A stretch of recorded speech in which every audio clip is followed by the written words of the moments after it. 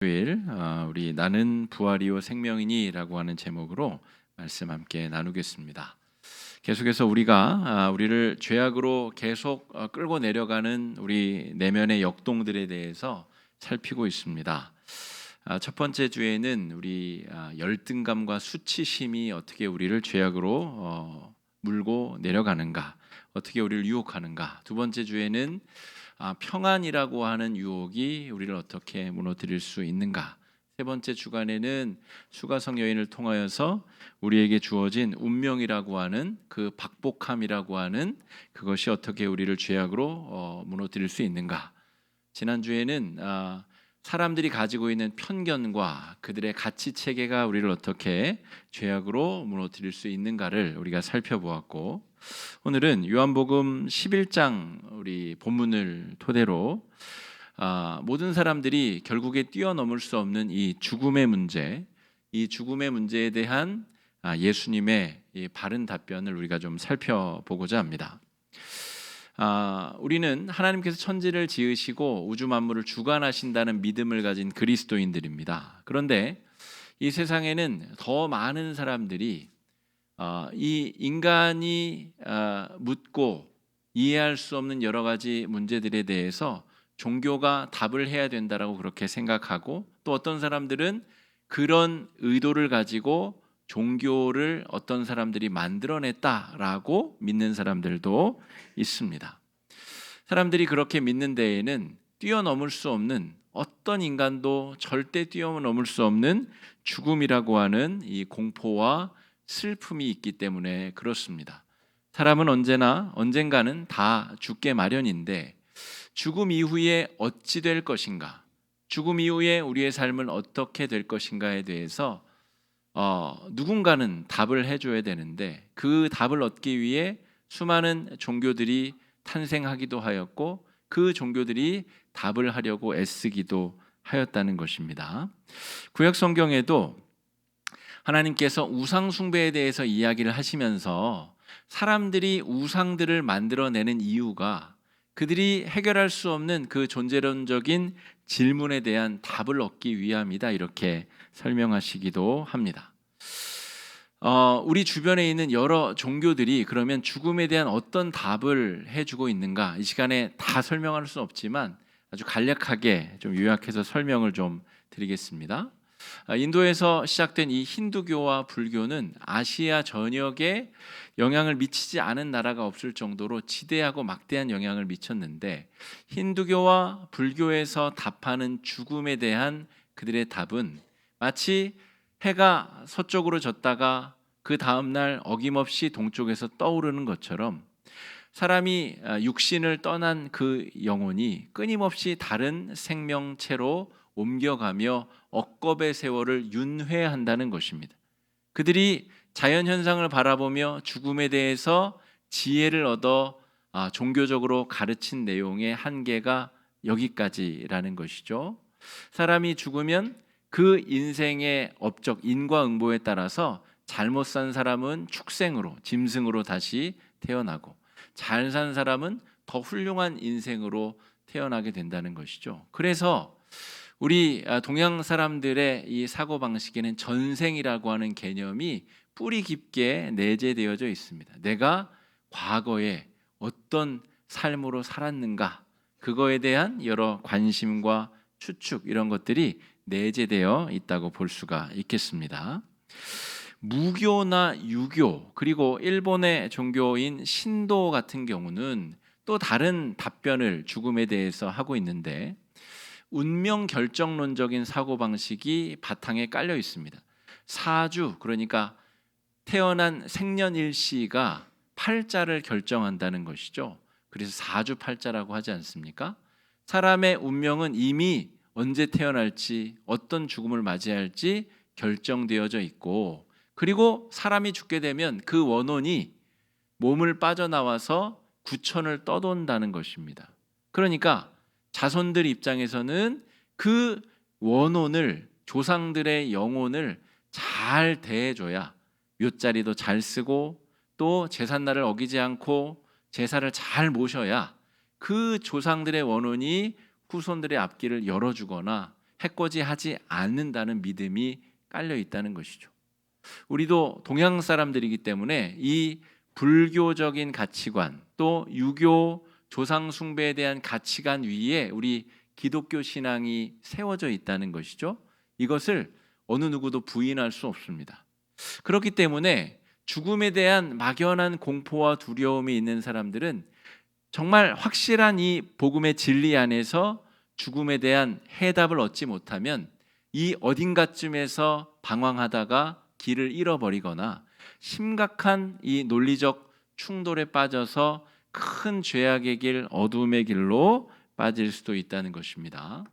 마지막으로 우리가 살펴볼 큰 종교의 덩어리는 이 유일신 신앙 중에 유대교와 이슬람이라고 볼 수 있는데, 유대교와 이슬람에서 바라보는 이 사후 세계는 인간 스스로 자기 자신을 구원할 수 있다라고 하는 전제 조건을 가지고 있습니다.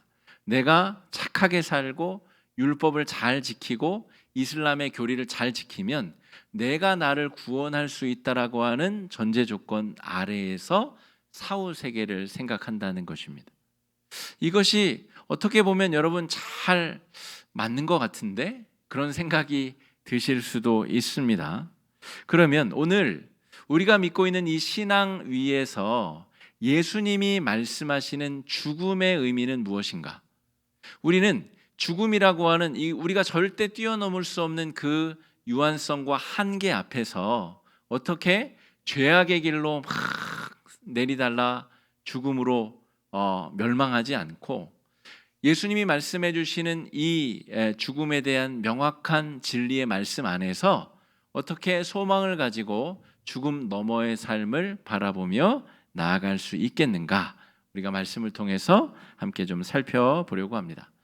우리가 잘 아시다시피 요한복음 11장은 나사로가 죽음을 이기고 부활한 그런 장면에 대한 기록인데, 나사로라는 사람은 죽었다가 살아난 사람입니다.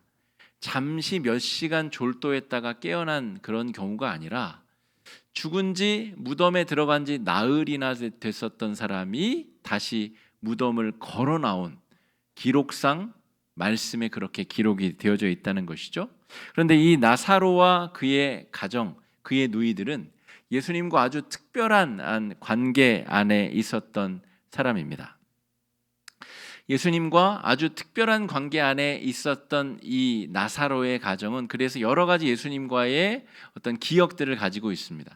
예수님을 식사 자리에 초대해서 마르다가 식사를 맛있게 준비해서 대접하기도 하였고, 예수님의 장례를 준비하기 위해서 이 둘째 동생 마리아는 예수님의 발에 향유를 붓고 머리털로 그 발을 닦기도 하였습니다. 그러니까 특별한 관계 안에 있었던 가정에 큰 변고가 생겼다는 것이죠. 우리 본문 5절 6절인데 오늘 본문의 앞부분에 나오는 구절이라 앞쪽에 화면을 보고 한번 같이 읽어보겠습니다. 5절 6절입니다. 시작. 예수께서 본래 마르다와 병들었다 함을 들으시고 그 계시던 곳에 이틀을 더 유하시고. 자, 본래 사랑하시던 사람들이라는 것이죠. 그리고 그들에게 지금 문제가 생겼다는 것입니다. 여러분, 형제 자매에게 문제가 생기면, 그리고 그 문제를 해결할 능력이 나한테 있으면 당장 우리가 달려가서 그 문제를 해결해 주려고 하지 않겠습니까?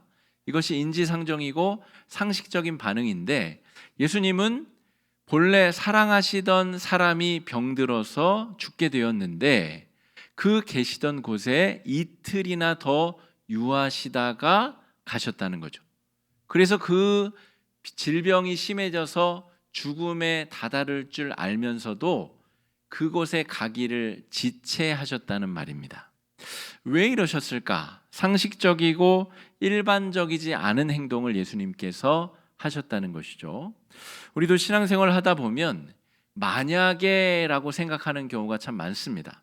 만약의 신앙, 이런 신앙이 우리들에게도 많거든요. 오늘 이 나사로의 두 여동생도 똑같은 생각을 합니다.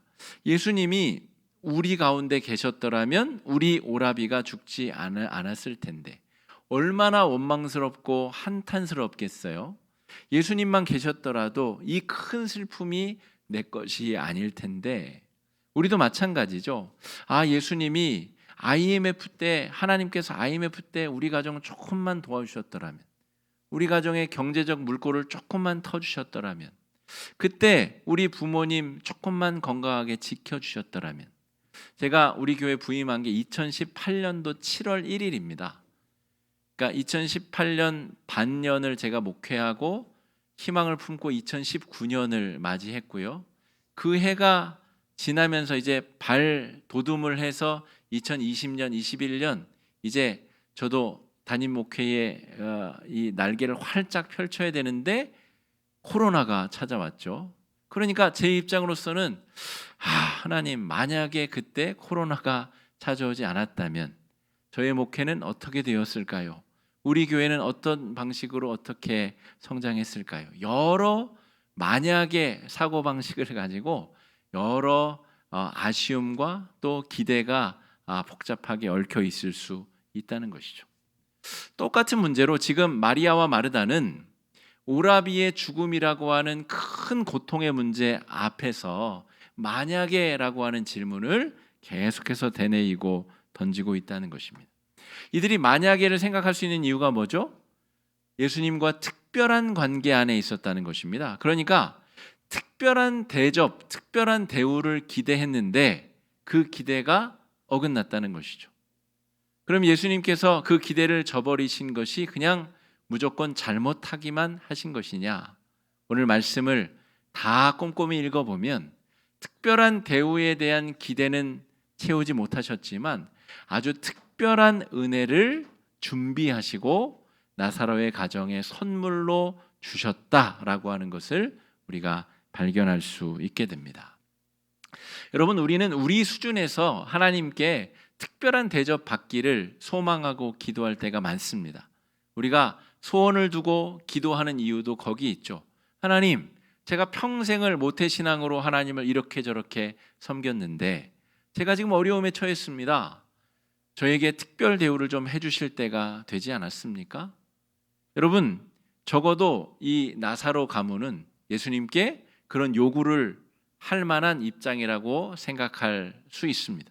그런데 예수님께서는 의도적으로 이틀이나 지체하셔서 그들에게 방문하셨고 더 놀라운 특별한 은혜의 선물을 주고 계시다는 거죠. 우리 4절 말씀 한번 같이 읽어보겠습니다. 시작. 예수께서 들으시고 이르시되 하나님의 영광을 위함이요 하나님의 아들이 이로 말미암아 영광을 받게 하려 함이라 하시더라. 굉장히 중요한 표현들이 연달아서 등장하고 있습니다. 우리는 호흡이 멎고 심장이 멎어서 더 이상 혈액이 산소를 온 몸으로 회전시킬 수 없으면 이제 세포들이 죽기 시작하고 신체에 괴사가 일어나기 시작하고 그것을 우리가 죽음이라고 일반적으로는 정의하죠. 그런데 나사로도 이미 심장도 멎고 호흡도 멎었습니다. 명실공히 죽은 것이 확실하죠. 무덤에 들어간 지 나흘이나 되었으면 이제는 더 이상 다시 살아난다고 해도 정상 기능의 신체적 역할을 할 수 없다고 보는 것이 맞습니다. 그렇죠. 그런데 예수님께서는 그의 죽음을 뭐라고 지금 부르시냐면 이 병은 죽을 병이 아니다라고 말씀하고 계십니다. 그러니까 예수님은 사람의 죽음을 우리가 일반적으로 생각하는 죽음, 마지막, 종결, 종말로 이해하고 있지 않다는 것이죠. 이것이 다른 종교에서 말하는 죽음에 대한 그들의 설명과 예수님이 말씀하시는 죽음이 다르다는 것을 우리가 발견할 수 있는 지점입니다. 예수님은 사람이 맞이하게 될 죽음을 정말 끝, 종말로 이해하시지 않고 하나님의 영광을 나타내기 위한 중요한 전환점, 돌파구, 통과해야 될 여정이라고 설명하고 있다는 것입니다. 게다가 뒷부분에는 하나님의 아들이 예수 그리스도가 이 죽음으로 말미암아 영광을 받게 하시려는 목적이 있다는 것입니다. 그러니까 나사로가 예수님과 특별한 관계에 있다는 것은 예수님 때문에 그가 죽음의 문제를 뛰어넘는 사람이 되었다는 것을 의미합니다. 이것이 뒷부분에서 이야기하는 나는 부활이요 생명이다 라고 하는 말씀. 그래서 나를 믿는 자는 죽음을 초월하는 존재가 될 것이다. 이것이 바로 하나님의 아들이 영광을 받으시게 되는, 죽음을 그렇게 변화시켜 주시는 예수님의 권능이시다, 이렇게 말할 수가 있겠습니다. 우리가 성경을 창세기부터 요한계시록까지 통전적으로 잘 보게 되면 사람이 왜 죽는가에 대한 이유를 성경이 죄 때문이라고 이야기한다는 것을 발견하게 됩니다. 창세기 2장 17절 말씀 우리 한번 같이 읽어보겠습니다. 시작. 선악을 알게 하는 나무의 열매는 먹지 말라. 내가 먹는 날에는 반드시 죽으리라 하시니라. 하나님이 그렇게 명령하셨고 실제로 선악과를 따 먹은 이후에 아담과 하와는 죽지 않을 수도 있는 존재들이었을 텐데 죽음을 맛보고 죽음을 경험하게 되었습니다. 그러니까 사람이 죽는 이유는 이 죄 때문이라는 것이죠. 죄가 우리 인간이 유한성을 가지게 된 전제 조건이고 사람이 죽음을 맞이하게 된 이유라는 것이 성경이 죽음에 대해서 이야기하는 답변입니다. 자, 그런데 이 죄의 결과물인 죽음을 예수님이 뛰어넘게 하셨다는 것이 복음의 핵심입니다. 예수님이 그냥 4대 성인 중에 놀라운 인격을 가진, 기적을 베풀 수 있는 어떤 신적인 능력을 가진 어떤 존재 정도가 아니라 예수님이 우리에게 하신 위대한 일은 그 죽음을 뛰어넘을 수 있도록 기회와 그런 여건과 그런 자격을 우리에게 주셨다는 것이죠. 자, 죄를 대속해 주신 예수님 때문에 우리가 우리 죄를 스스로 없앨 수 없었는데 예수님이 날 위해 죽으심으로 말미암아 내가 죽어야 되는데 그 죄를 가져가셨다는 말입니다. 저 십자가 위에 그 수치스러운 죽음으로 말미암아 내 죄를 대속 가져가셨다는 말입니다. 그러니까 여러분, 우리가 나중에 가게 될 천국은 막연한 그냥 믿음의 문제가 아닙니다. 굉장히 논리적인 결과로서 우리가 죽음을 뛰어넘어 하나님 나라에서 부활할 것입니다. 굉장히 논리적으로 우리는 하나님 나라에서 부활할 것이라는 믿음을 소유하게 되었다는 것이죠. 그것이 바로 예수님이 비유로 말씀하신 1만 달란트 탕감받은 자의 기쁨입니다.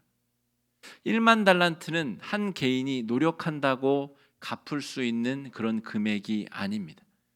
누군가 그냥 탕감해 주셔야 없앨 수 있는 정도의 어마어마한 빚, 그 죄의 빚을 예수님이 십자가 위에서 나 대신 수치와 모욕을 당하시고 대신 갚아주셨다는 것, 그것이 복음의 핵심입니다. 여러분, 우리가 길거리에 나가서 복음을 전한다고 할 때 그 복음의 핵심은 예수 믿으면 천국 갑니다, 이게 복음의 핵심이 아닙니다. 예수님이 나를 위해서 내 죄를 대신 뒤집어 쓰셨다는 것이 복음의 핵심입니다. 그 결과로 우리가 천국에 가게 되는 것이지, 예수 믿으면 천국이라는 보상을 얻게 된다, 이것이 복음의 핵심이 아니라는 것이죠. 예수가 날 위해 무슨 일을 하셨는가? 내 죄를 뒤집어 쓰기 위해서 그가 어떤 수치와 고통과 모욕을 감당하셨는가? 이것이 복음의 핵심이라는 것이죠. 그래서 우리는 죽음을 다른 사람들이 맞게 되는 죽음과 달리 그 죽음의 문을 통과하여 영원한 부활의 삶으로 들어갈 수 있는 자격을 얻게 되었다는 것입니다. 하나님의 자녀가 되는 특권을 얻게 된 것, 이게 성도의 정체성입니다. 여러분, 그러므로 예수님이 왜 나사로의 그 병든 나사로의 집에 지각하셨는가? 왜 늦게 가셨는가? 여러분, 그 행위를 통하여 우리가 얼마나 큰 사랑을 누리고 받게 되었는지를 우리는 경험하고 누릴 수 있게 되었습니다. 나사로는 그 당장 그 병에서 노임을 받게 되는 그런 기대는 채우지 못하였지만 오히려 죽음을 이기고 다시 사는 경험.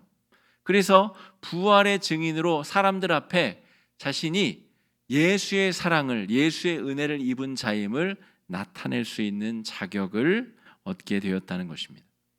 사랑하기 때문에 우리 헤어져야 된다는 대중가사의 가요들이 있잖아요.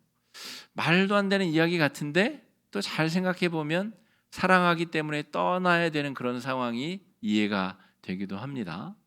예수님은 정말 사랑하기 때문에 더 좋은 선물을 주기 위하여 사실은 의도적으로 나사로의 집에 늦게 방문하신 것입니다. 여러분, 그래서 나사로는 죽음 이후에 부활의 삶이 있음을 온몸으로 증거할 수 있는 사람이 되었습니다. 성경의 복음서에는 예수님이 죽음에서 살리신 사람이 3명 등장합니다. 3명 등장하는데 2명은 누가복음 7장과 8장에 각각 1명씩 등장하게 됩니다.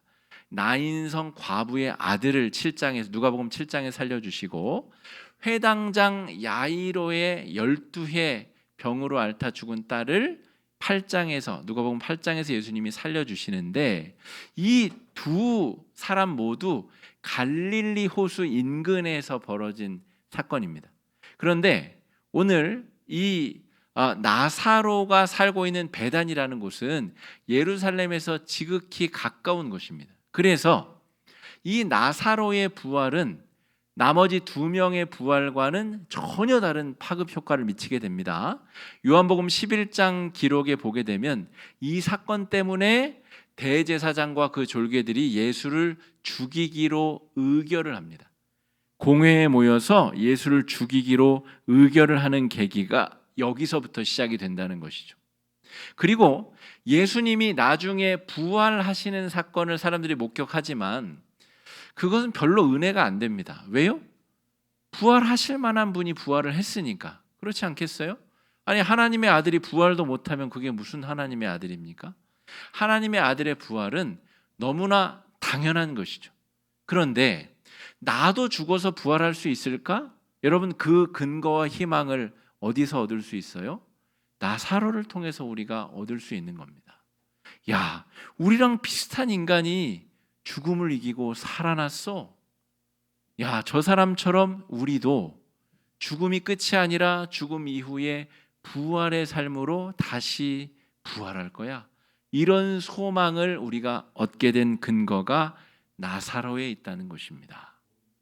여러분, 그런 은혜를 우리가 누리게 될 때 정말 놀라운 생명의 은혜를 우리가 누릴 수 있게 됩니다. 25절, 26절 예수님께서 왜 이 땅에 오셨고 왜 십자가에 달려 죽으셨는지 구체적으로 다시 한번 말씀해 주시는데 25절, 26절 말씀 한번 읽어보겠습니다. 시작. 예수께서 이르시되 나는 부활이요 생명이니 나를 믿는 자는 죽어도 살겠고 무릇 살아서 나를 믿는 자는 영원히 죽지 아니하리니 이것을 내가 믿느냐. 예수님이 나의 죄를 대신 짊어지시고 죽었다고 믿기만 하면 우리는 실제로 우리 육체가 죽기 이전에도 거듭난 삶, 부활의 삶을 살 수 있다라는 이야기입니다. 여러분, 예수님을 인격적으로 만나기 이전과 이후가 별로 차이가 없다라고 생각한다면 자기 신앙생활을 처음부터 다시 점검해 보셔야 됩니다. 모태신앙으로 태어나서 부모의 신앙을 이어받아서 그냥 자연스럽게 교회를 다닐 수는 있지만 인생의 어느 순간 우리가 인격적으로 예수님을 만나야 될 때가 있습니다. 자신의 죄가 심각하다는 것을 깨닫게 될 때, 그 죄를 예수님이 갚아주시기 위해서 무슨 일을 하셨는가를 깨닫게 될 때가 바로 그 순간인데, 그런 경험을 하게 된 사람은 그 이후로 자신의 인생을 부활한 것처럼, 다시 사는 것처럼 다시 바라볼 수 있게 되는 은혜가 있다는 것이죠. 그래서 여러분, 우리가 죽어서는 천국에서 부활할 것임을 믿고 살아서 예수를 믿고 거듭난 사람은 영원히 죽지 아니하는 특권과 은혜를 누리게 된다는 것이죠. 예수님을 만나기 이전에 여러 고민과 갈등과 걱정 가운데 둘러싸였었던 내가 이제는 예수 안에서 다른 가치관과 다른 세계관으로 세상을 볼 수 있게 되었다는 것입니다. 그것이 우리가 하나님의 자녀가 된 증거이고, 죽음의 문제가 우리를 죄악 가운데 끌고 내려가는 것이 아니라 영원한 소망의 삶으로 우리를 끌어올리는 그런 은혜의 경험이 되게 되는 것입니다. 여러분, 사순절 5번째 주일, 지난 5번째 주간을 우리가 이제 내일부터 살게 될 텐데요. 여러분, 이 문제, 죽음의 공포와 두려움을 우리가 넘어설 수 있다면 그거보다 못한 문제들, 그거보다 덜한 문제들, 그거보다 사소한 문제들은 우리가 더 쉽게 뛰어넘을 수 있지 않겠습니까? 죽음을 두려워하지 아니하는, 죽음을 공포 가운데 마주하지 않게 되는 하나님의 사람들은 부활의 신앙으로 죄악을 물리치며 은혜롭게 한 주를 또한 지낼 수 있을 줄로 믿습니다. 그런 한 주가 될 수 있도록 여러분 위에서 이 시간에 함께 말씀 의지해서 함께 기도하겠습니다. 사랑해 주님, 은혜를 감사합니다. 시간에 우리에게 은혜의 단비를 허락하여 주셔서 죽음의 공포와 두려움이 우리를 집어삼키지 못하도록 주님 역사해 주시고 인도하여 주시옵소서. 은혜의 주님께서 우리를 붙들어 주시사 주님 죽음의 문제를 우리가 은혜로 뛰어넘게 하여 주시옵시고, 하나님의 자녀된 은혜와 기쁨으로 우리의 삶을, 우리의 마음을 온전히 갈아엎고 새로운 마음으로 부활의 삶을 살아낼 수 있도록 인도하여 주시옵시고 주장하여 주시옵소서. 언젠가 우리가 모두 죽게 될 터인데 그 죽음의 문 너머에 주님께서 부활의 몸으로 우리를 환영하고 계실 것임을 믿습니다. 우리도 부활의 몸으로 주님 품에 안겨 영원한 복락을 누리게 될 줄로 믿습니다. 이 힘들고 어려운 세상 속에서 우리가 낭망하거나 좌절하지 아니하고 소망과 믿음 가운데 승리할 수 있도록 인도해 주시고 역사하여 주시옵소서. 하나님의 은혜로 우리를 붙잡아 주시옵시고 인도해 주시옵소서. 역사하여 주시옵소서.